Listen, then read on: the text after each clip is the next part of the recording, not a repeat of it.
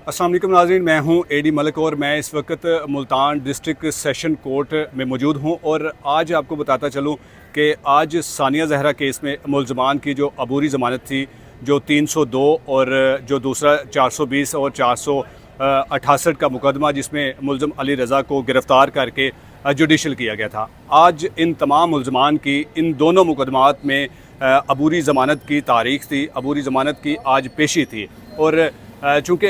जिस तरह आपको पता है कि मुल्ज़म अली रज़ा जो इस वक्त जेल की सलाखों के पीछे है, वो पुलिस उसे तो अदालत में पेश ना कर सकी, लेकिन इस मुकदमे में जो बाकी मुल्ज़मान हैं, जो मुल्ज़म अली रज़ा की फ़ैमिली है, वो तमाम के तमाम मुल्ज़मान आज अदालत पहुँचे। उन्होंने अपनी जो है हाज़री वो लगवाई और फिर उसके बाद नाज़रीन जो कोर्ट के मनाज़र थे, वो कोर्ट के मनाज़र कुछ यूँ थे कि दोनों तरफ से को 15-15 से 20-20 की तादाद में वकला हज़रात थे और जो कमरा अदालत था वो खचाखच भरा हुआ था। जबकि पुलिस की भारी सिक्योरिटी भी यहाँ पर मौजूद थी और पुलिस की भारी सिक्योरिटी में क्योंकि इस मुल्ज़मान की जो इस मुकदमे की जो तफ्तीश है वो SP गुलदश्त की सरबराही में है और वो ख़ुद इस केस की जो है वो तफ्तीश कर रहे हैं। लेकिन मैंने अपने ज़राए से कुछ इन्फॉर्मेशन हासिल करने की कोशिश की, लेकिन उनका ये कहना था कि SP साहब जो कि ख़ुद इस केस की तफ्तीश कर रहे हैं, वो ख़ुद ही इस मुकदमे की जो फ़ाइल है, जो मिसल है, वो अपनी हिफाजत में वो लेकर आते हैं और वो ख़ुद ही जज साहब को पेश करते हैं। उसमें क्या पेश रफ्त हुई है, क्या मुल्ज़मान की तफ्तीश हुई है या बाकी जो दीगर मुल्ज़मान हैं जो इस वक्त अबूरी ज़मानत पर हैं, उन्होंने ख़ुद को शामिल तफ्तीश किया या उनके क्या बयानात हैं, वो या तो पुलिस को पता है या फिर पुलिस ने जब जो मुअज़्ज़ज़ जज साहब हैं उनको जब मिसल दी तो उसमें क्या कुछ लिखा था, ये यही बता सकते हैं। या फिर जो जज साहब हैं उन्होंने जो इस मुकदमे में और इन दोनों मुकदमात में जो अगली तारीख़ है वो क्यों दी गई है। नाज़रीन, अगली तारीख़ के बारे में मैं आपको बता दूं कि 2 अगस्त को इन दोनों मुकदमात में तमाम मुल्ज़मान की जो है वो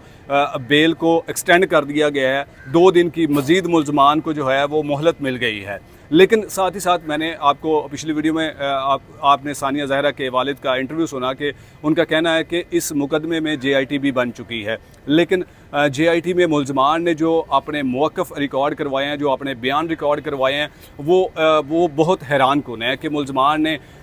तमाम के तमाम जितने भी मुल्ज़मान इस दोनों मुकदमात में हैं, उन दोनों मुकदमात में तमाम मुल्ज़मान के एक ही बयान है। जबकि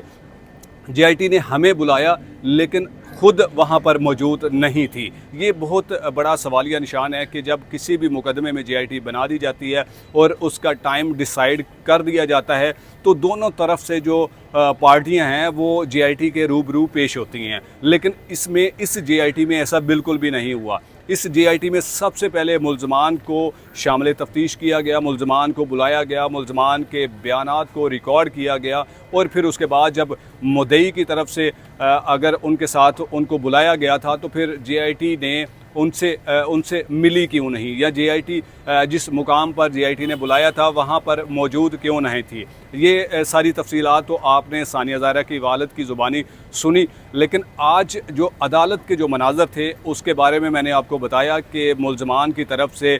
जो है वो काफ़ी तादाद में लोग मौजूद थे कमरा अदालत में, उनके वकला भी मौजूद थे और फिर उसके बाद पुलिस ने भी जो है वो एक अच्छे और एक जारहाना तरीके से, ताकि कोई ऐसा नाखुशगवार वाक़या पेश ना आए। और उसके बाद जैसे ही मुल्ज़मान ने अपनी हाज़री लगवाई, जैसे ही मुल्ज़मान रूबरू पेश हुए और फिर उनकी हाज़री के बाद उनको 2 तारीख़ जो है वो बता दी गई और फिर मुल्ज़मान जो है वो वापस अपने घरों को रवाना हो गए। इस वक्त कमरा अदालत में बिल्कुल नॉर्मल माहौल है और चूँकि मुल्ज़मान के दोनों केस जो थे वो पहले नंबर पर लगे हुए थे, सबसे पहले आवाज़ें जो है वो इन्हीं मुल्ज़मान को पड़ी थी, क्योंकि इन मुल्ज़मान के जो मुकदमात हैं, जो केसेस थे, वो पहले नंबर पर लगे हुए थे। अब देखना ये है कि इन मुल्ज़मान को कब तक अदालतें ज़मानत देती रहेंगी। क्या इन मुल्ज़मान को अदालतें ज़मानत देकर इस तरह के वाक़यात को रोकने की कोशिश नहीं करेंगी? क्या इन मुल्ज़मान को गिरफ़्तार नहीं होना चाहिए, या फिर अगली तारीख पर क्या अपडेट होगी? इसके बारे में तो हम आपको अगली वीडियो में और आने वाली तारीख की ही अपडेट बताएंगे। तब तक के लिए अल्लाह निगहबान।